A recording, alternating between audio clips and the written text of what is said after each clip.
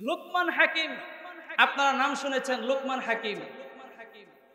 সে একেবারে কালো ছিল, বেটে ছিল, নাক চেপটা ছিল। লুকমান হাকিম প্রচুর জ্ঞান ছিলেন লুকমান হাকিমের। লুকমান হাকিম এক মনিবের রাখাল ছিল।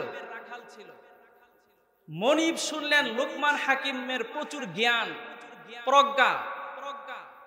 একদিন লুকমান হাকিমের মনিব লুকমান হাকিমকে ডেকে বলেন, হে লুকমান, তুমি এক কাজ করবে কি? কয়, আমার বকরির পাল থেকে একটা বকরি জবাই করে দুইটা উত্তম টুকরা আমার জন্য নিয়ে আসবে, বাকি সবটুকু তোমরা খেয়ে ফেলবে। লুকমান হাকিম তার বকরির পাল থেকে মনিবের একটা বকরি জবাই করে কলিজা আর জিহ্বা, কলিজা আর জিহ্বা এই দুইটা টুকরা রেখে দিয়ে বাকি সবটুকু খেয়ে ফেললেন। মনিবের জন্য এই দুইটা টুকরা নিয়ে আসলেন। আবার কিছুদিন পরে মনিব কয়, হে লোকমান, আবার আমার বকরির পাল থেকে আরেকটা বকরি জবাই করে সবচেয়ে নিকৃষ্ট দুইটা টুকরা আমার জন্য রেখে দেবে, বাকি সবটুকু খেয়ে ফেলবে। লুকমান হাকিম আরেকটা বকরি জবাই করে আবার জিহ্বা আর কলিজা এই দুইটা টুকরাই রাখলেন, বাকি সবটুকু খেয়ে ফেললেন। আমার মুসলমান ভাইরা, আল্লাহর ওলি হযরত লুকমান হাকিম যখন বকরির পাল থেকে দুটি বার তিনি বকরি জবাই করে বকরির পাল থেকে যখন তিনি দুটি বার মনিবের জন্য কলিজা আর জিহ্বাটা নিয়ে আসলেন, আল্লাহর ওলি হযরত লুকমান হাকিমকে তার মনিব ডাক দিয়ে বললেন, ও লুকমান, আমি তো শুনেছি তোমার নাকি অনেক জ্ঞান, তোমার নাকি অনেক প্রজ্ঞা। দুটি বার আমি তোমাকে বলেছি লুকমান, তুমি বকরি জবাই করে আমার জন্য দুইটা উত্তম টুকরা নিয়ে আসবে, বাকি টুকু তোমরা খেয়ে ফেলবে। তুমি আমার জন্য প্রথমবার কলিজা আর জিহ্বাটা নিয়ে আসলে। দ্বিতীয়বার আমি যখন তোমাকে বলেছি, দ্বিতীয়বার বকরির পাল থেকে আরেকটি বকরি জবাই করে আমার জন্য সবচেয়ে নিকৃষ্ট দুইটা টুকরা আমার জন্য রেখে দিবে, বাকি টুকু তোমরা খেয়ে ফেলবে।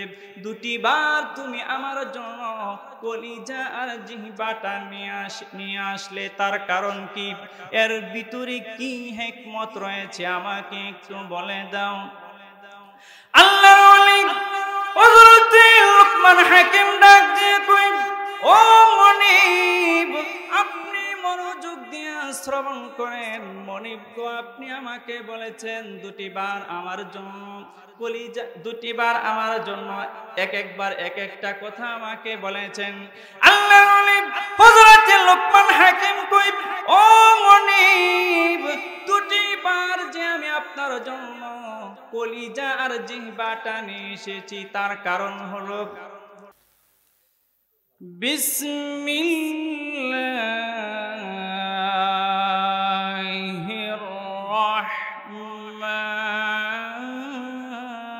রাহমানির রাহিম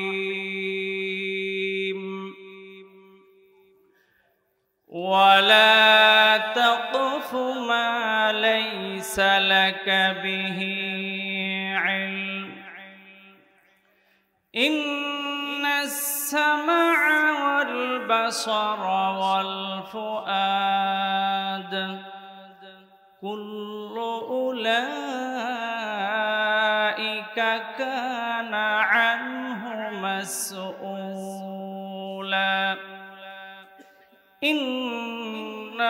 ইন্নাল্লাহা ওয়া মালাইকাতাহু ইউসাল্লুনা আলান নাবী ইয়া আইয়ুহাল্লাযীনা আমানু সাল্লু আলাইহি ওয়া সাল্লিমু تسليما সবাই মহব্বতে পড়ি আল্লাহুম্মা সাল্লি আলা মুহাম্মাদ ওয়া আলা আলি মুহাম্মাদ কামা সাল্লাইতা আলা ইব্রাহিম ওয়া আলা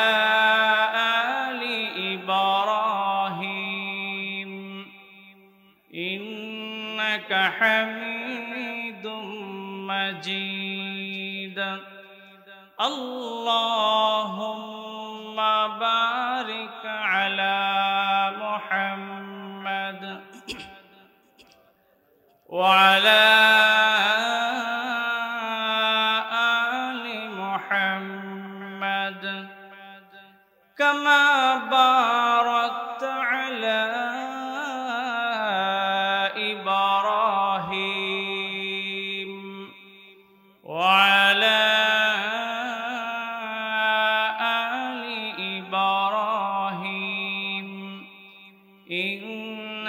হামিদুম মাজিদ। আলহামদুলিল্লাহ।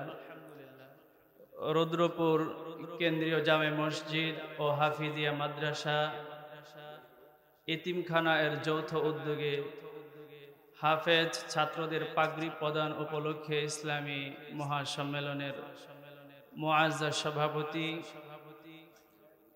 দূর দূরান্ত থেকে ছুটে আসা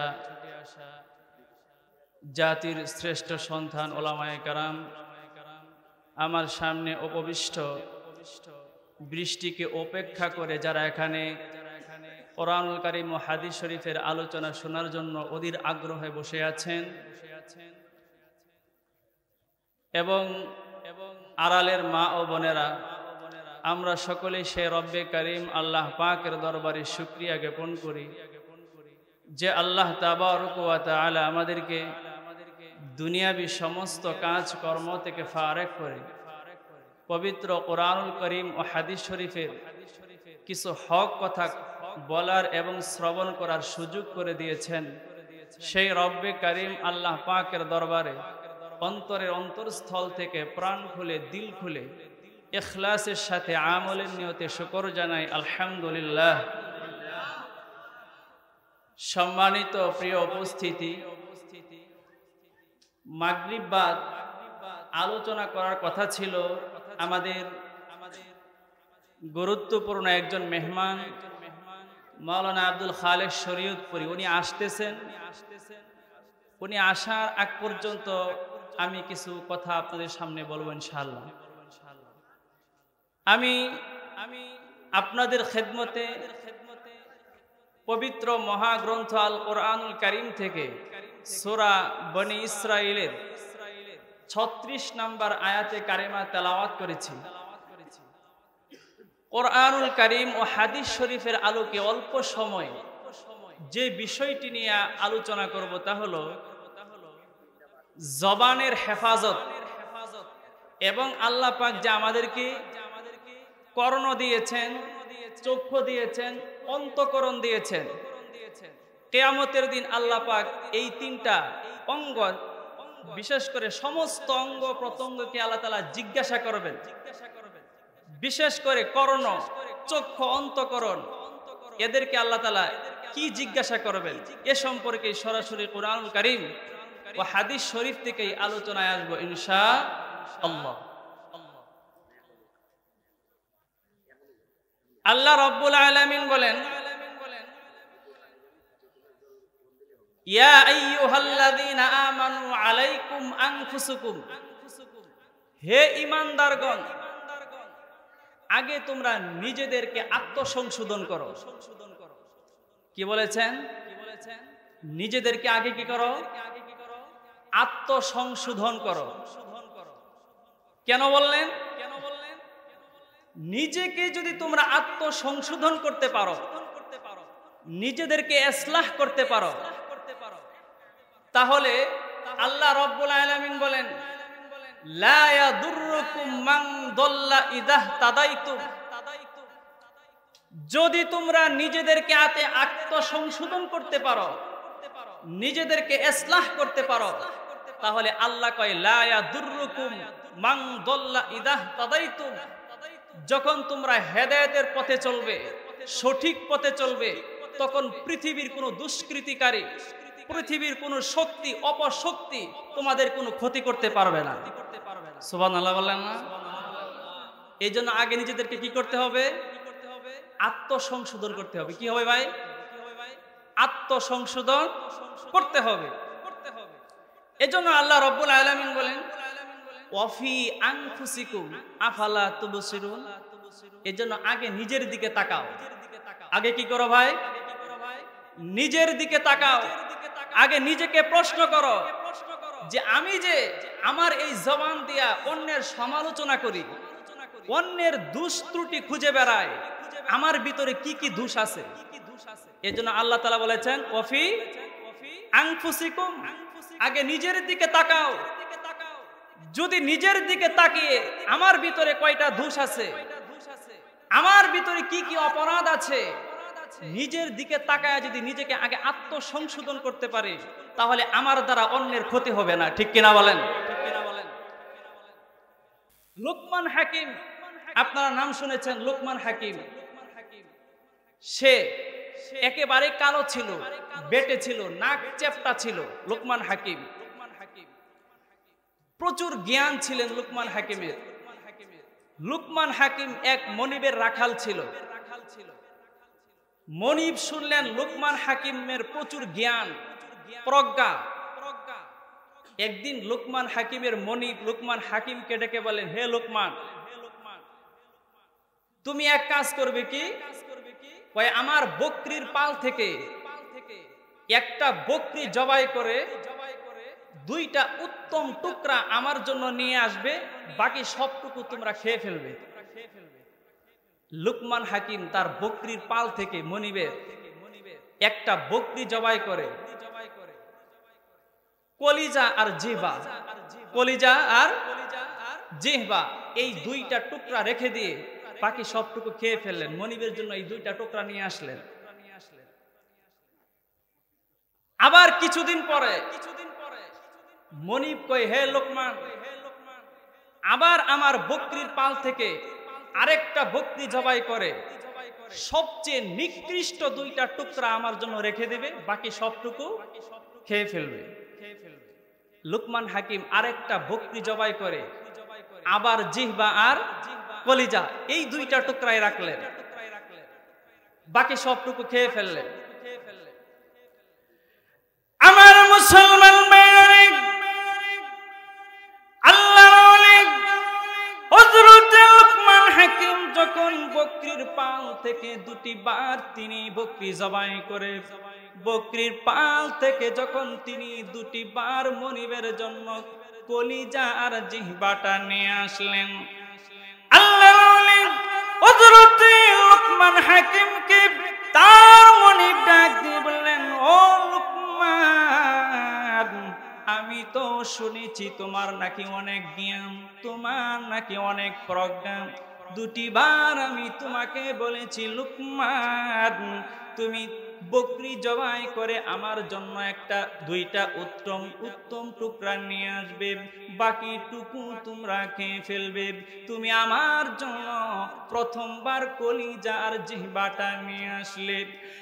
লুকমান, দ্বিতীয়বার আমি যখন তোমাকে বলেছি, দ্বিতীয়বার বকরির পাল থেকে আরেকটি বকরি জবাই করে আমার জন্য সবচেয়ে নিকৃষ্ট দুইটা টুকরা আমার জন্য রেখে দিবে, বাকি টুকু তোমরা খেয়ে ফেলবে। দুটি বার তুমি আমার জন্য কলিজা আর জিহ্বাটা নিয়ে আসলে, তার কারণ কি? এর ভিতরে কি হিকমত রয়েছে আমাকে একটু বলে দাও। আল্লাহর ওলি হযরত লুকমান হাকিম ডাক দিয়ে কই, ও মনিব, আপনি মনোযোগ মনোযোগ দিয়ে শ্রবণ করেন। মনিব গো, আপনি আমাকে বলেছেন দুটি বার আমার জন্য, কলিজা দুটি বার আমার জন্য, এক একবার এক একটা কথা আমাকে বলেছেন। আল্লাহ হযরত লোকমান হাকিম কই, ও মনিব, দুটি বার যে আমি আপনার জন্য কলিজা আর জিহ্বাটা নিয়ে এসেছি, তার কারণ হলো এই পৃথিবীর ভিতরে যদি কোনো ব্যক্তির জিহ্বার জবান আর কলিজা অন্তঃকরণ এই দুটি জিনিস যদি ঠিক হয়ে যায়, ইসলাহ হয়ে যায়, তাহলে আকাশের নিচে জমিনের উপরে ওই ব্যক্তিটা আমার আল্লাহর কাছে অনেক দামি এবং আল্লাহওয়ালা হয়ে যাবে। একটু আওয়াজ দিয়ে বলা যাবে নাকি সুবহানাল্লাহ?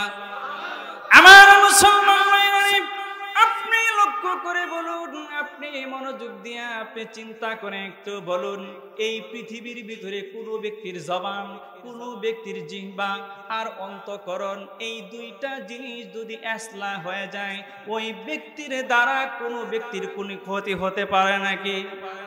ক্ষতি হতে পারে? কারণ জবান, এই জবান যদি ঠিক হয়ে যায়, এই জবান দিয়ে অন্যকে গালি দিবে না, এই জবান দিয়ে মিথ্যা বলবে না, এই জবান দিয়ে অন্যের অপবাদ করবে না। এই অন্তঃকরণ যদি ঠিক হয়ে যায়, তাহলে এই অন্তর দিয়ে মানুষের ক্ষতি করার চিন্তাও করতে পারবে না। ঠিক কিনা বলেন? এই জন্য লোকমান হাকিম কয়, মনিব, এই জবান আর অন্তঃকরণ এই দুটি জিনিস যদি মানুষের ঠিক হয়ে যায়, তাহলে পৃথিবীর ভিতরে আসমানের নিচে জমিনের উপরে এই ব্যক্তিটা আল্লাহ তাআলার কাছে অনেক দামি এবং মূল্যবান হয়ে যাবে। সুবহানাল্লাহ। এজন্য আমার মুসলমান মালিক আল্লাহ রাব্বুল আলামিন বলেন, ইয়া আইয়ুহাল্লাযীনা আমানু লা ইয়াসখার কওমুম মিন কওমিন আসা আন ইয়াকুনু খায়রাম মিনহুম। আল্লাহ রাব্বুল আলামিন বলেন, ও দুনিয়ার ইমানদার, তুমি একজন পুরুষ হইয়া তুমি আরেকজন পুরুষের সমালোচনা এই জবান দিয়া তুমি করবে না। তুমি একজন পুরুষ হইয়া, তুমি একজন ইমানদার হইয়া তুমি একজন অপর ইমানদারের সমালোচনা, আত্মসমালোচনা তোমার এই জবান দিয়া তুমি কখনোই করবে না। কে বলেছেন কথা? বলেন কে বলেছেন? আল্লাহ কয়, আসা আইয়াকুনু খায়রাম মিনহুম। এই জবান দিয়ে তুমি যার সমালোচনা করেছো, এই জবান দিয়ে তুমি যার ব্যাপারে তুমি কথা বলেছো, তোমার দৃষ্টিতে সে খারাপ হতে পারে, তোমার দৃষ্টিতে সে বেনামাজি হতে পারে, সে গুনাহগার হতে পারে, কিন্তু হতে পারে সে গোপনে আল্লাহ তাআলার এমন একটি ইবাদত করে ফেলেছে, আল্লাহ তাআলার সাথে এমন একটা সম্পর্ক তার হয়ে গেছে, তুমি মনে করতেছো তুমি ইবাদত গুজার, তুমি বড় ইবাদতওয়ালা, বরং তোমার দৃষ্টিতে ওই দুটা খারাপ হলেও আমার আল্লাহর কাছে হতবা সে অনেক দামি এবং মূল্যবান হয়ে গেছে। কথা কোন ঠিক কিনা? হতে পারে কিনা বলেন ভাই? হতে পারে কিনা? আমার দৃষ্টিতে সে খারাপ, গুনাহগার, কিন্তু গোপনে কোনো একদিন আল্লাহর এমন একটা ইবাদত করে ফেলেছিল, আমার আল্লাহ তাকে কাছে টেনে আমার আল্লাহর প্রিয় বান্দা হিসেবে তাকে কবুল করে ফেলেছেন। এই জন্য আমার আল্লাহ কয়, ইয়া আইয়ুহাল্লাযীনা আমানু লা ইয়াসখার কওমুম মিন কওমিন। হে ঈমানদারগণ, তুমি একজন পুরুষ হয়ে অপর পুরুষের সমালোচনা এই জবান দিয়ে তুমি কখনোই করবে না। কে বলেছেন কথা? কে বলেছেন? এখন আমাদের এই জবান দিয়া আমরা অন্যের সমালোচনা করি কিনা ভাই? মনে করেন সকাল থেকে নিয়ে চায়ের স্টলে, রেস্তোরাঁয়, হোটেলে, গাড়িতে, বিভিন্ন জায়গায় যখন সময় পাই অন্যের দোষ। ঠিক কিনা বলেন? এই যে এই গুনাহটা আমাদের সমাজে কম না বেশি? বলেন কম না বেশি? এই অন্যের সমালোচনা করতে নিষেধ করেছেন কে? বলেন কে? আল্লাহ।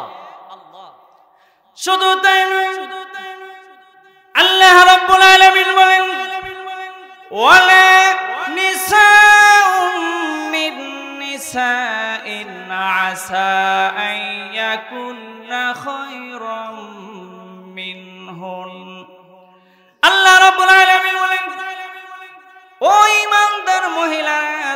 একজন মহিলা হইয়া তুমি আরেকজন মহিলার সমালোচনা তুমি করবে না।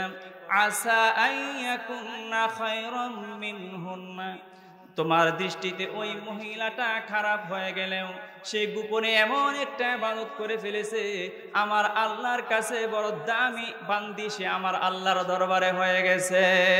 ঠিক কিনা বলেন?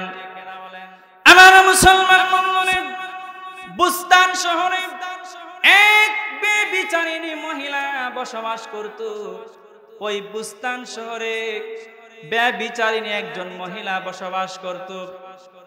বসবাস করার পরে কিছু লোক এসে বুস্তান শহরে একজন আল্লাহওয়ালার কাছে এসে বলল, হুজুর, এই বুস্তান শহরে একজন মহিলা, সে বড় বেবিচারিণী, তার ব্যাপারে আপনি একটা কিছু করুন, না হয় আমাদের সমাজ নষ্ট করে দিবে।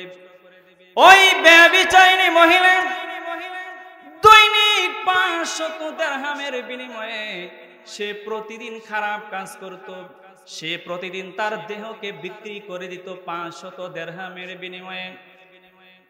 সকল এলাকার মানুষ যখন ওই আল্লাহর কাছে এসে বলল, হুজুর, আপনি আমাদের জন্য একটা কিছু করুন, না হয় এই মহিলা সমাজকে নষ্ট করে দেবে।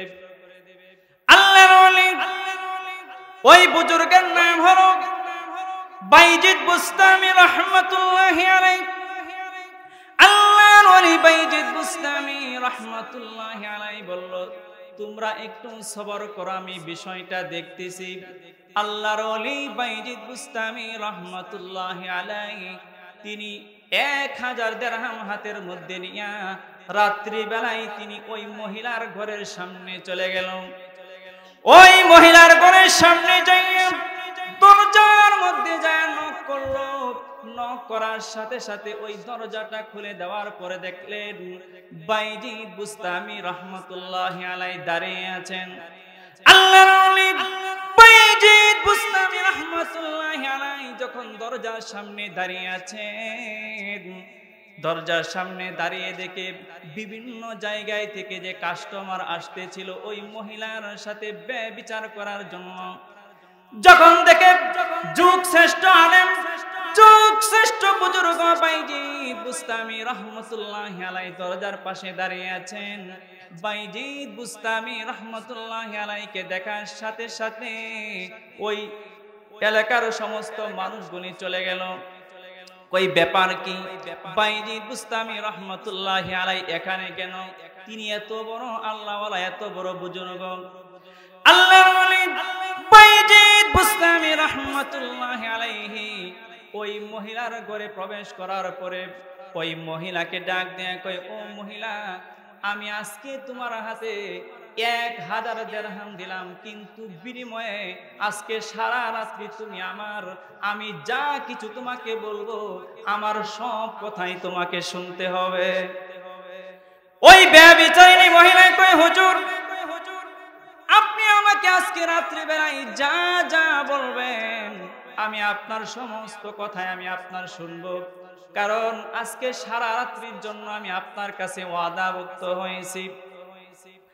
আল্লাহর ওলি বাইজিদ বুস্তামি রাহমাতুল্লাহি আলাইহি ওই মহিলার ঘরে দুটি জিনিস নিয়ে গেছেন।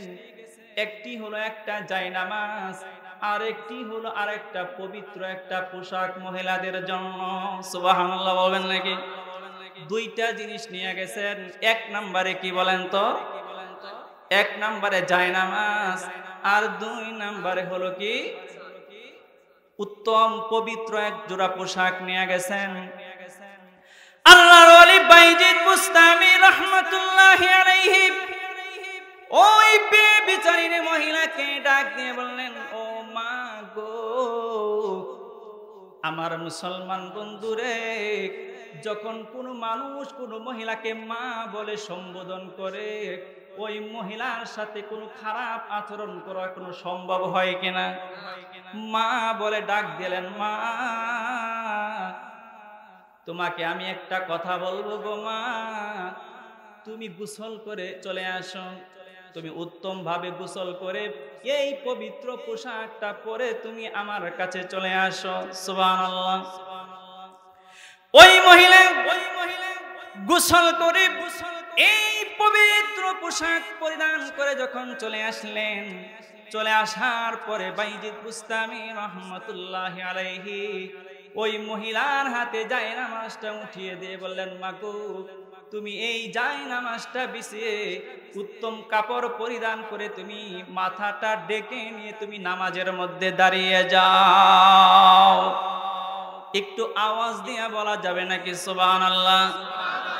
সুবহানাল্লাহর সাথে আমাদের কোনো কৃপণতা আছে নাকি? তাহলে এত ভয় পান কেন? কোনো ভয় আছে নাকি? সুবহানাল্লাহ বলে কি কেউ পুলিশে ধরে লয়ে যাবে নাকি? জরিমানা হবে নাকি? একটু আকাশ বাতাসকে মুখরিত করে বলি সুবহানাল্লাহ। সুবহানাল্লাহর ফজিলত আমরা জানি না। সুলাইমান আলাইহিস সালাম একদিন আকাশ দিয়া হাওয়াই তক্তি সিংহাসন দিয়া যাচ্ছেন, হাওয়াই তক্তি সিংহাসন দিয়া জমিনের নিচ থেকে সুলাইমান আলাইহিস সালামের এক উম্মত এই হাওয়াই তক্তি সিংহাসন দেখে বলতেছে সুবহানাল্লাহ। এই সুবহানাল্লাহর আওয়াজ শুনে সুলাইমান আলাইহিস সালাম কয়, তাড়াতাড়ি জমিনে অবতরণ কর। যেই জমিনে অবতরণ করতেছে আপনার হাওয়াই তক্তি সিংহাসন, এইটা দেখা ওই লুকে দিছে দৌড়, খাইছে আজকে আমার। সুলাইমান আলাইহিস সালাম ডাক দিয়া কয়, ভাই ভাই তুমি যেও না, ভয় নাই। কাছে আসার পরে সুলাইমান আলাইহিস সালাম কয়, ভাই তুমি যে সুবহানাল্লাহটা বলেছো, এই সুবহানাল্লাহর যে সওয়াব হয়েছে আমাকে দিয়ে দাও, বিনিময়ে আমার হাওয়াই তক্তি সিংহাসনটা তুমি নিয়ে যাও। এরপরেও জুড়ে বললেন না সুবহানাল্লাহ? আল্লাহর ওলি হযরতে বাইজিদ বুস্তামি রাহমাতুল্লাহি আলাইহি ওই মহিলাকে ডাক দিয়ে বললেন, মাগো তুমি এই জায়নামাজটা বিছিয়ে তুমি নামাজের মধ্যে দাঁড়িয়ে যাও। মহিলা 1000 টাকার বিনিময়ে 1000 দিরহামের বিনিময়ে বাইজিদ বুস্তামি রাহমাতুল্লাহি আলাইহির কাছে ওয়াদাকৃত হয়েছে, ঠিক কিনা বলেন? ওই মহিলা জায়নামাজ বিছিয়ে তিনি পবিত্র পোশাক পরিধান করে জায়নামাজের ভিতরে নামাজের মধ্যে দাঁড়িয়ে গেলেন। আল্লাহর ওলি বাইজিদ বুস্তামি রাহমাতুল্লাহি আলাইহি আল্লাহর কাছে দোয়ায় মশগুল হয়ে গেলেন, মাবুদ আমি তো হেদায়েতের মালিক না, হেদায়েতের মালিক তুমি। মাবুদ দিল পরিবর্তন করার মালিক তুমি। মালিক গো আমার যা কিছু করার আমি করে দিয়েছি। মাবুদ গো তুমি এই বেবিচারিণী মহিলার দিলটা তুমি পরিবর্তন করে দাও। আল্লাহর ওলি বাইজিদ বুস্তামি রাহমাতুল্লাহি আলাইহি আল্লাহর কাছে দোয়া করতেছেন চোখের পানি ফেলে ফেলে। আমার আল্লাহ বাইজিদ বুস্তামি রাহমাতুল্লাহি আলাইহির চোখের পানিকে আমার আল্লাহ কবুল করে নিয়েছেন। আমার আল্লাহ কবুল করে নিয়েছেন। ওই মহিলা নামাজ পড়তে পড়তে একটা পর্যায়ে সে যখন তাকে দেখে বাইজিদ বুস্তামি রাহমাতুল্লাহি আলাইহি তার হেদায়েতের জন্য আল্লাহর কাছে দোয়া করতেছেন, তার ভালো হওয়ার জন্য আমার আল্লাহর কাছে দোয়ায় মশগুল হয়ে গেছেন। ওই মহিলাও এবার ঝরঝর করে পানি কাঁদতে শুরু করে দিয়েছে। ওই মহিলাও এখন চোখের পানি ফেলে ফেলে আমার আল্লাহর দরবারে কান্নাকাটি শুরু করে দিয়েছে। বলুন তো দিল পরিবর্তন করে দিয়েছে কে? ওই মহিলা কয়, হুজুর আমি একজন পাপী ছিলাম, আমার দ্বারা অনেক পুরুষ এই সমাজের ভিতরে নষ্ট হয়ে গেছে, আমি একজন বেবিচারিণী ছিলাম। হুজুর গো আপনি আমার হেদায়েতের জন্য দোয়া করেছেন, আমার আল্লাহ মনে হয় আমার দোয়া কবুল করেছে, আপনার দোয়া কবুল করেছে। আমার মুসলমান ভাইয়েরা, আল্লাহর ওলি বাইজিদ বুস্তামি রাহমাতুল্লাহি আলাইহি দোয়া করার পরে ওই মহিলাটাকে আমার আল্লাহ এমন হেদায়েত দান করেছেন, আমার আল্লাহ ওই বেবিচারিণী মহিলাটাকে এমন হেদায়েত দান করেছেন, ইতিহাস বলে বুস্তান শহরে পরবর্তীতে এমন নেককারিণী মহিলা আর খুঁজে পাওয়া যায়নি। এজন্য আল্লাহ রাব্বুল আলামিন বলেন ওয়ালা নিসাউম মিন নিসাইন আসা আইয়াকুন্না খায়রাম মিনহুন। এজন্য আল্লাহ রাব্বুল আলামিন বলেন হে মহিলা, তুমি একজন ঈমানদার মহিলা হয়ে এই জবান দিয়া তুমি কখনোই অন্য এক মহিলার সমালোচনা তুমি করবে না। কারণ তুমি যার সমালোচনা করেছো হতে পারে আসা আইয়াকুন্না খায়রাম মিনহুন, সে আল্লাহর দরবারে এমন একটা ডাক দিয়েছে, দিলের একটা ইশক নিয়া গভীর রজনীতে আমার আল্লাহকে এমন একটা ডাক দিয়েছিল, মাবুদ তুমি আমাকে ক্ষমা করে দাও, আমাকে তুমি হেদায়েত দান করে দাও। গভীর রজনীর এই ডাকটা আমার আল্লাহ শুনে ফেলেছে, আমার আল্লাহর দরবারে সে একজন নেককারিনী বান্দা হয়ে গেছে, আর তুমি ওই ব্যক্তির সমালোচনা করার কারণে তুমি গুনাহগারী রয়ে গেছো। ঠিক কিনা বলেন? এই জন্য এই জবান দিয়া মিথ্যা, গীবত, অন্যের সমালোচনা এই জবান দিয়া করা যাবে না। যদি করা না যায় আমরা বিরত থাকতে পারি, তাহলে এই জবানটা যদি আমাদের ঠিক থাকে, বদৌলতে আল্লাহ তাআলা আসমানের নিচে জমিনের উপরে আমাদেরকে একটা দামি উম্মত, দামি একজন বান্দা হিসেবে আল্লাহ তাআলা আমাদেরকে পরিণত করবেন। সুবহানাল্লাহ। এটা আমার আজকে আলোচনার হুজুর মনে হয় কাছাকাছি চলে আসলে আমি ছেড়ে দিব। আমার আলোচনার 1 নাম্বার সাবজেক্ট ছিল কি, একটা প্রথম অংশ ছিল জবানের হেফাজত।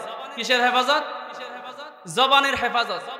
এটা আমার তেলাওয়াতকৃত আয়াতে কারিমার উপরের অংশ। এরপরে আল্লাহ তাআলা বলেছেন ওয়ালা ইন্না সামআ ওয়াল বাসারা ওয়াল ফুআদ। আল্লাহ তাআলা কিয়ামতের দিন কর্ণ, চক্ষু এবং অন্তঃকরণ কুল্লু উলাইকা কানা আনহু মাসউলা, এবং প্রত্যেকটি অঙ্গ প্রত্যঙ্গকে আল্লাহ তাআলা জিজ্ঞাসা করবেন। যেমন এই কর্ণ দিয়েছে কে? বলেন, কর্ণ দিয়েছে কে? আল্লাহ। এই চক্ষু দিয়েছে কে? এই অন্তঃকরণ দিয়েছে কে? আপনারা বলুন, এই পৃথিবীতে যা দুইটা চক্ষু নাই, যদি তাকে কেউ বলা হয় নিশ্চিত 100% কোটি টাকার বিনিময়ে তোমার এই দুইটা চক্ষুকে ভালো করে দেওয়া হবে, ওই ব্যক্তির কাছে যদি 50 লক্ষ টাকা সম্পদ থাকে, আমার মনে হয় ভিক্ষা করে যেভাবেই হোক কোটি টাকা জোগাড় করে এই দুটি চোখ ভালো করে এই পৃথিবীটাকে দেখার চেষ্টা করবে। ঠিক কিনা বলেন? চেষ্টা করবে কি করবে না? নিশ্চিত করবে। কিন্তু আল্লাহ তাআলা যে আমাকে এই দুইটা চক্ষু দিয়েছেন, আমরা কি আল্লাহ তাআলার কাছে আবেদন করেছিলাম? মায়ের গর্ভ থেকে বিনা আবেদনে আমাদেরকে এই দুইটা চক্ষু দিয়েছেন কে? আল্লাহ। এই কান দিয়েছেন কে? আল্লাহ। এই কান, এই চক্ষু, এই অন্তঃকরণ আল্লাহ তাআলা আমাদেরকে কেন দিলেন? আল্লাহ রাব্বুল আলামিন বলেন কুল হুয়াল্লাযী আনশাআকুম ওয়া জাআলা লাকুমুস সামআ ওয়াল আবসারা ওয়াল আফইদা ক্বালিলাম মা তাশকুরুন। আল্লাহ রাব্বুল আলামিন বলেন, ওগো আমার হাবিব, আপনার উম্মতদেরকে আপনি বলে দেন, আমি আল্লাহ যে তাদেরকে কর্ণ দিয়েছি, চক্ষু দিয়েছি, অন্তঃকরণ দিয়েছি, এই কর্ণ, চক্ষু, অন্তঃকরণ দিয়া তারা বেশি বেশি আমি আল্লাহ তাআলার শুকরিয়া আদায় করবে। কিন্তু মুসলমান বন্ধুরে আমার, পরিতাপের বিষয় হলো এই চক্ষু, অন্তঃকরণ দিয়া, জবান দিয়া আমরা ক্বালিলাম মা তাশকুরুন, আমরা খুব অল্প সংখ্যক আল্লাহ তাআলার শুকরিয়া আদায় করি। ঠিক কিনা বলেন? খুব অল্প সংখ্যক বান্দা আমরা আল্লাহ তাআলা কি করি? শুকরিয়া আদায় করি। এই জবান, এই কর্ণ, চক্ষু আমাদেরকে দিয়েছেন আল্লাহ তাআলা। কেন দিয়েছেন? বলেন, কেন দিয়েছেন? আল্লাহ তাআলার কি আদায় করার জন্য? আল্লাহ তাআলার কি আদায় করার জন্য?